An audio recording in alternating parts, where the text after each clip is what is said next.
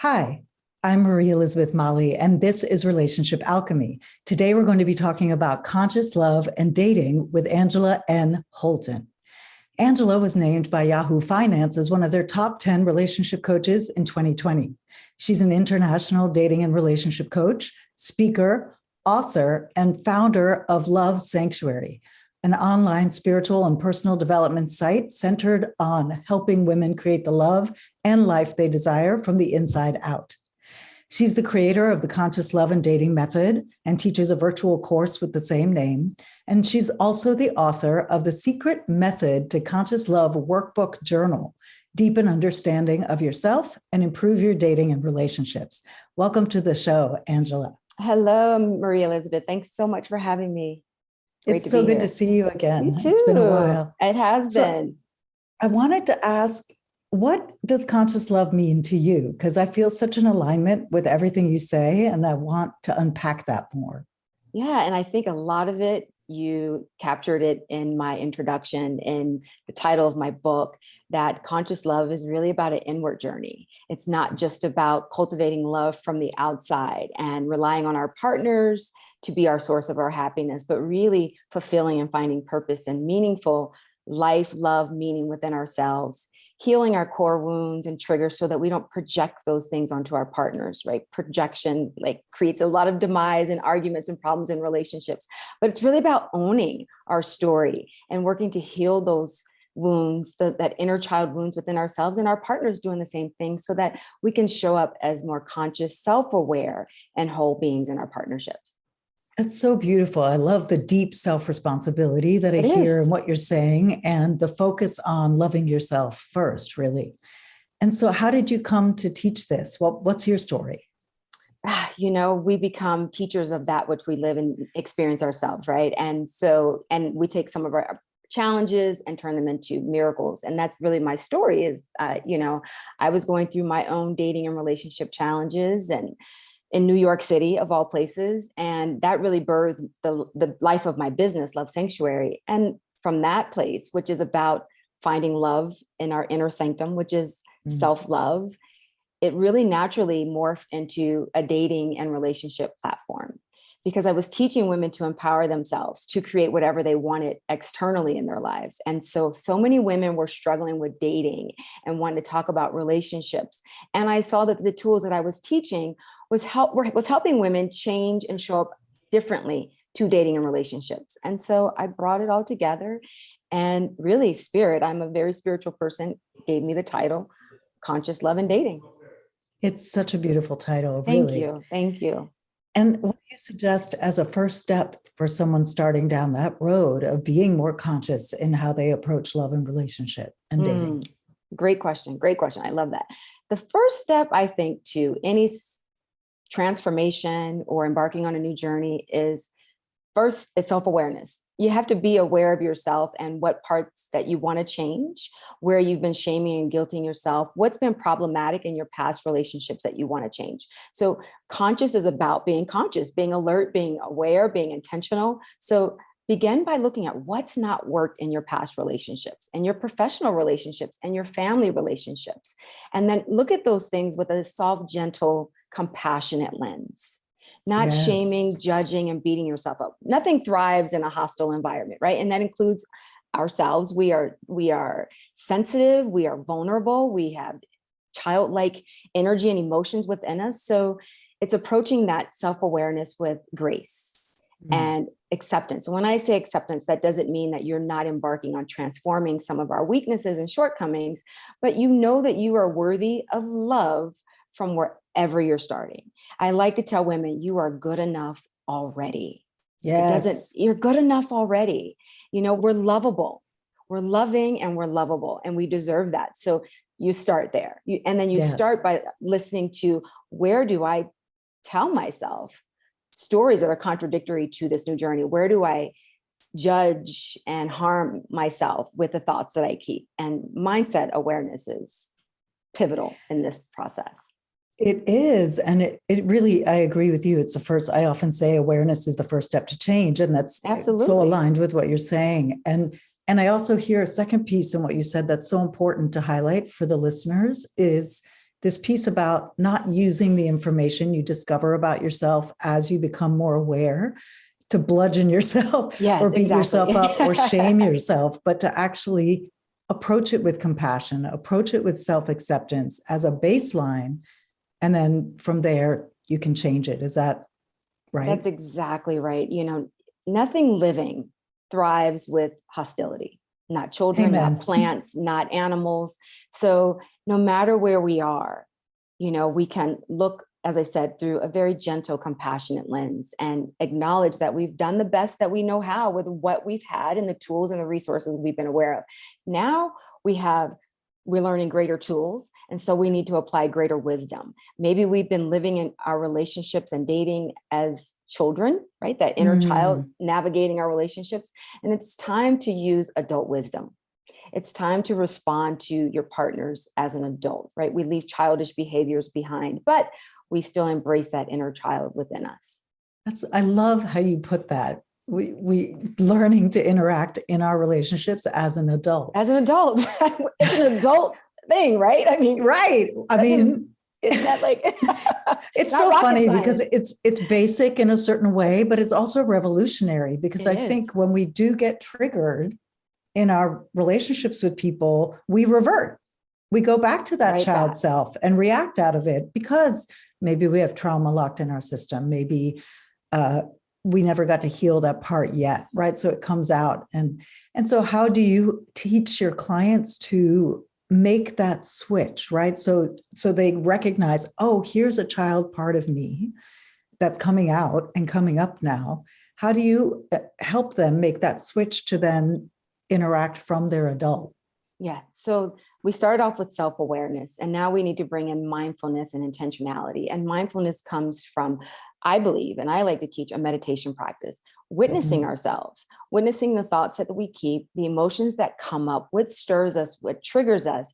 And the more we're present with our breath and the things and the people and the experiences around us, the more we can unpack and get ahead of our triggers when they show up than after we've bleep, bleep, bleep, bleep, and said all these things and done all these things and yes, that you can't reel back in, so and you may not get it right all the time, but you learn to unpack it sooner. And, I like to recommend going to your journal or going to meditation or prayer when you feel those emotional responses coming up, and sit with them and breathe for 5 minutes. Journal what triggered you? Why did it trigger you? What does it remind you of? And then, is this my child self being hurt? Which hurt feelings are ascribed to children, or is this my adult self? And a lot of times when we spend that time reflecting rather than reacting to our partners, we might, we can diffuse situations and realize, okay, this really had nothing to do with my partner. This was me or my stuff or whatever you want to call it. And then you can approach it from a more reflective place. But it's about using that self-awareness and the mindfulness practice. Just be aware of yourself. And again, with gentleness, not like, oh, I got it wrong. I did it again. I did it again. You're like, you know what? All right, I did a little better.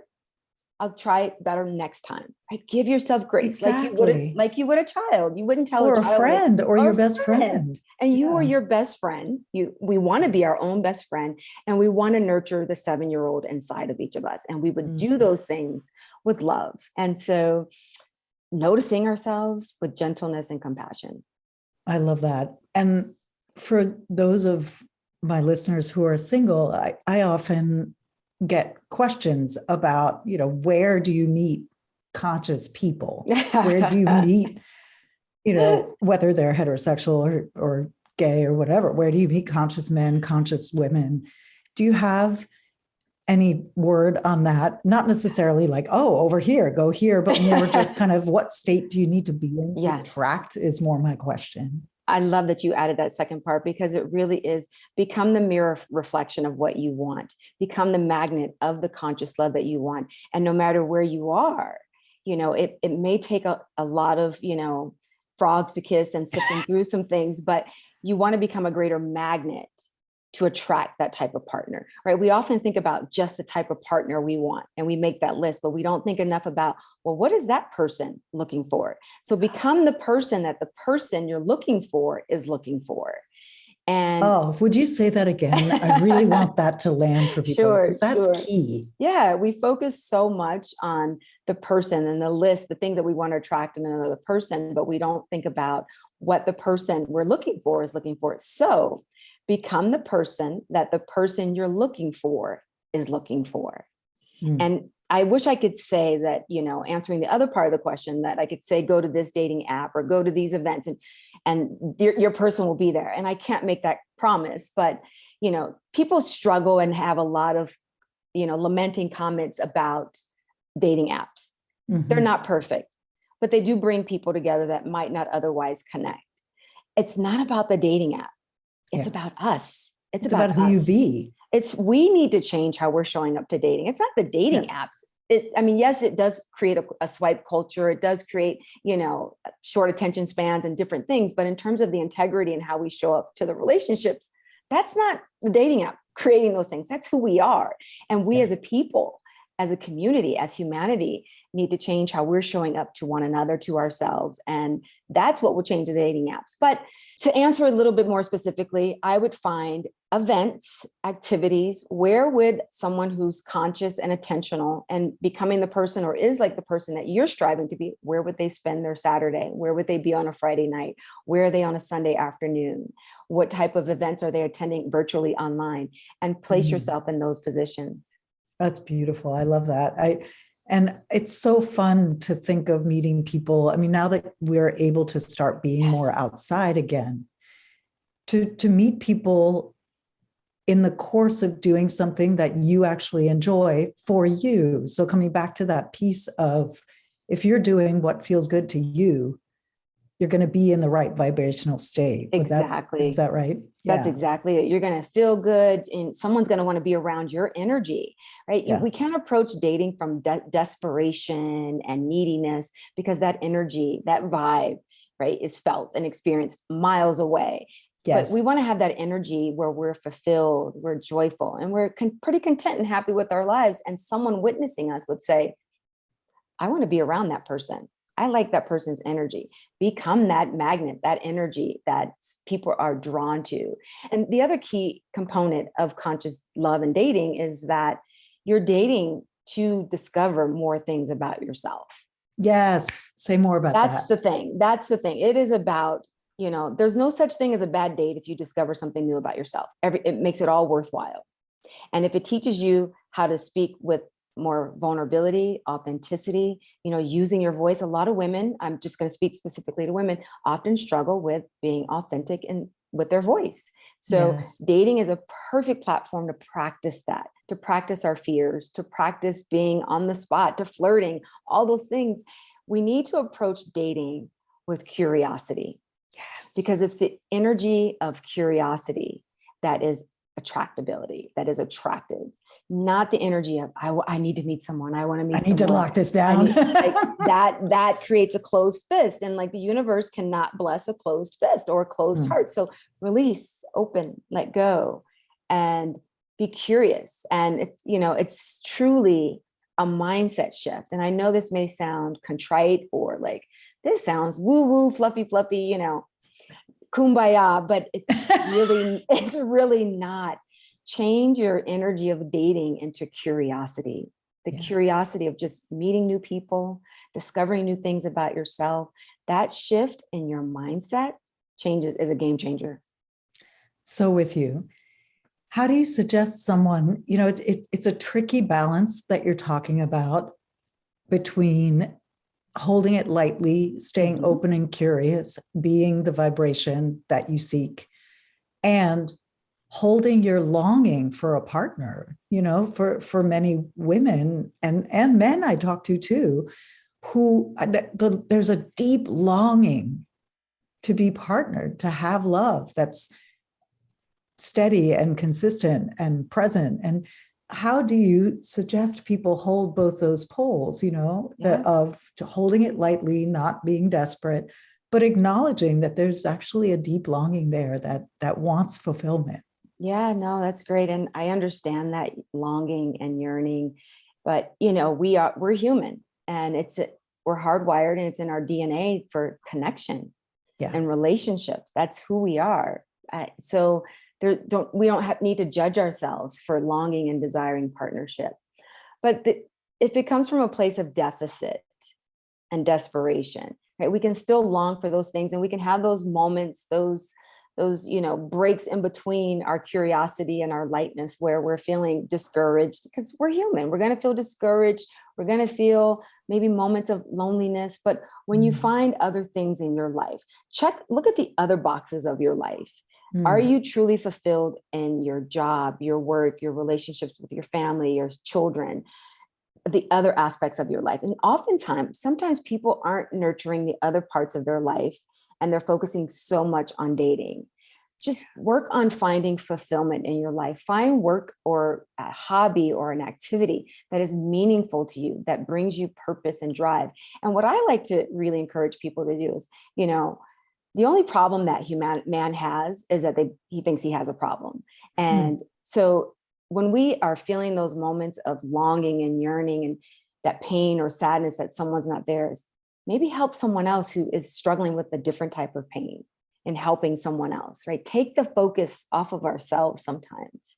Yes. And as we're helping other people heal, we heal ourselves. So yes, I'm not dismissing that you're going to have those moments that are difficult, that are challenging, that are discouraging. Feel them, live them, breathe them, speak to them, learn from them, grow from them, hurt from them.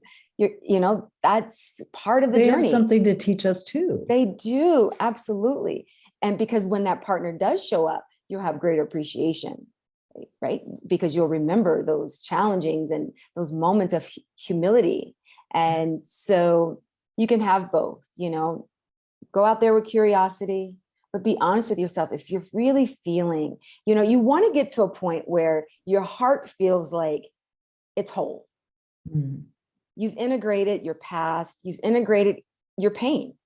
A whole heart doesn't mean that it's devoid of pain. A whole heart is integrated with fractures and cracks in it. And that still is a whole heart, right? But it's been marred, it's been hurt, it's cracked open and been put back together. It's when we fragment those pieces of our heart and refuse to integrate them. We ignore the past, we ignore the triggers, we ignore the wounds, like, nope, you stay over there. This is the part of my heart. And then we have like little fragments of our heart. No, integrate all the stories, integrate the traumas, the pain. It's your story, it's your path, it's your journey. All of it can be used. All of it can be used for your healing and for someone else. So use dating and relationships as a journey within yourself, right? That's what my business Love Sanctuary is about. It's about going within and keeping that perspective, like sometimes we got to dig in the trenches even deeper when we're like, oh, but I can always tell, I wanted to add this. I can always tell when a woman is dating from a place of neediness, and forgive me if your platform is men as well, but I work it's mostly women. Yeah. Okay. I can tell women are dating from the right mindset right away. And one of the things that I can tell is when they are ready to get off the app after the first date bombed. That is dating from a place of desperation. Yeah. And expectation. It's not approaching it as a practice. No. And it's because you're expecting each person you go out with on a date is supposed to be your partner. If we just think about that for a minute, it's, there's a dating, I think they're still around, matchmaking called It's Just Lunch. Oh, yes, they are. Lunch. It's just coffee. It's just coffee. Yeah. Approach the date. It's just coffee. Yes. Not this is my partner. This is my one chance at love. One chance at love. And then when they don't call back or it doesn't work out, you're not as disappointed. You're like, change that mindset to, okay, I'm one person closer to my person. If I told you in 50 dates, you'd meet your person, women would be out there dating with courage and confidence. Oh, nope, didn't work. Okay, great. Nope. Oh, I like it. All right, I'm on 49. Okay. So have that sort of mindset and don't take rejection personally, because the only person that can really reject ourselves is us. Yeah. We're not everyone's cup of tea, and everyone's not going to be our cup of tea. It's goes back to like the book 4 Agreements. Don't take things personally. Most things have nothing to do with us. So if someone doesn't call you back or doesn't show interest, they're not your person. Yeah. You know, wipe and lick the wounds off and get right back out there, because the person that is for you won't pass you by and won't let you pass by. So that's kind of, just Yeah. that's I so, yeah. wanted to ask about, Mhm. I wanted to ask about grief, Yes. because Yeah. so many of us are grieving. You're currently grieving the loss of a family member, and I lost my mother it's a year and a half ago now. And I want to talk, I loved how you spoke about the heart, and a whole heart has cracks and breaks, and I'd like to go in there a little further, because what you said was so powerful that most of us tend to try to cut that off instead of integrate it. And you and I have been talking over the past few months, and I've been so impressed by your commitment to integrate this grief. Thank you. So can you say a bit about how you're doing that, or any suggestions you have if someone who's listening is grieving? Sure. Maybe they can't even think to start dating yet because they're in grief. What do you suggest for someone there? Yeah, I think we need to first start off with acknowledging that paradoxes do exist. Yeah. That we can feel pain and grief simultaneously with joy and fulfillment. And in order to really know and experience one, we have to have known and experienced the other. We have to embrace pain and even grief and loss as a part of this human experience, because it is, fleeting. Happiness is fleeting. Joy, celebration is fleeting. Weeping and sorrow is also fleeting, right? Yeah. I like to say, don't celebrate too long, because this too shall pass. Don't grieve for too long, or, weep for too long, because this too shall pass. The heart is regenerative. The heart is restorative. The heart is redemptive. So healing is not about ignoring grief. It's not about saying the sadness isn't there. It is diving courageously, and as frightening as it may be, all the way into it. Because pain is, I believe it's our most powerful teacher. When things are working out for us, that's not where we build our character and our resolve and our resilience. We learn and we grow and we heal through challenges. And so I like to encourage people to acknowledge their pain, right? And to own their pain, and not in a way where you own your emotions, right? Like, you don't have to identify yourself with your emotions, but you get to own your pain, because it's your story. You lived and went through those experiences, and that pain didn't just show up arbitrarily, right? That pain is part of your roadmap. That pain is here to navigate you into your next level of ascension, if we choose to allow it. If we choose to let the pain be reminiscent of previous pains, if we allow it to unlock previous grief and things that we've stored in that heart that we talked about with cracks, that we can revisit again. And we may have to revisit that trauma and that pain again and again. But putting a Band-Aid on it, which is what our culture does, doesn't fix anything. The quick fixes, I do believe in therapy and coaching and getting help, and, medication if it's appropriate for the person. But I don't believe in quick fixes and Band-Aids. Nothing works that way. You got to do the hard work. But my yoga teacher says, turn your suffering into art. And I like to say, something beautiful can be transformed, can come from our pain. If you're feeling pain, if you're feeling grief, pull out a pen and a journal and write. Maybe you want to turn that pain into, I have clients who go into stand-up comedy, or they do improv as a place to give their voice, their grief, a place to express itself. Otherwise, grief finds a way to lock itself somewhere. It has to. It's energy. It doesn't just dissipate and dissolve on its own. So if we don't address it, it can show up in our bodies as dis-ease.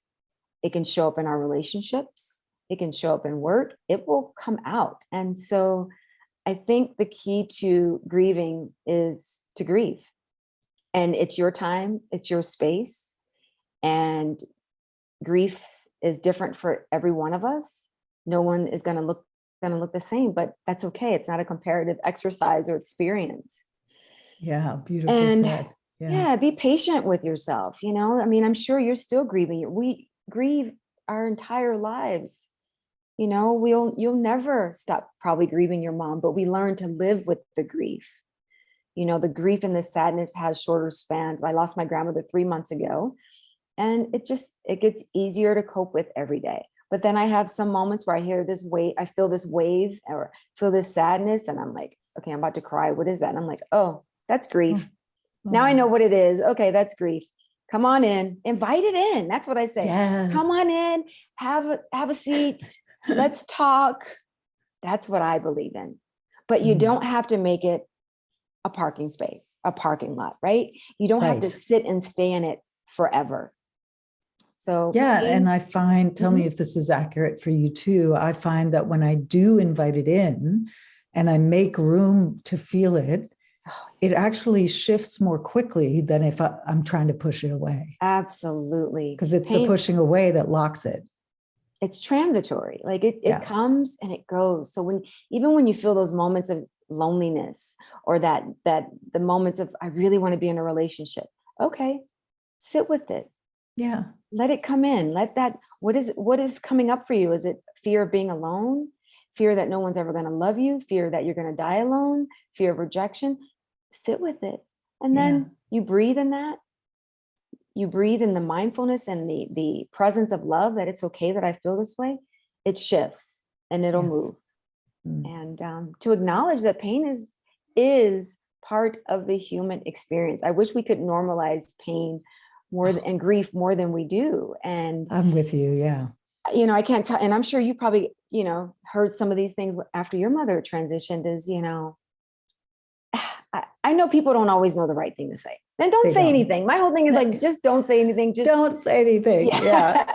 But yeah, I think this might be a book of mine one day of things to say and not to say, but people deserve to feel as much pain, darkness, and ugliness as they need and want to feel after losing someone. So when someone says they're in a better place, how does that help anyone's How pain? is that helpful? And how do we know? They were 98 years old. She lived a great life. Just focus on that. My grandmother being 98 years old and living a great life does not negate my pain or grief that I had her all my life. Yeah.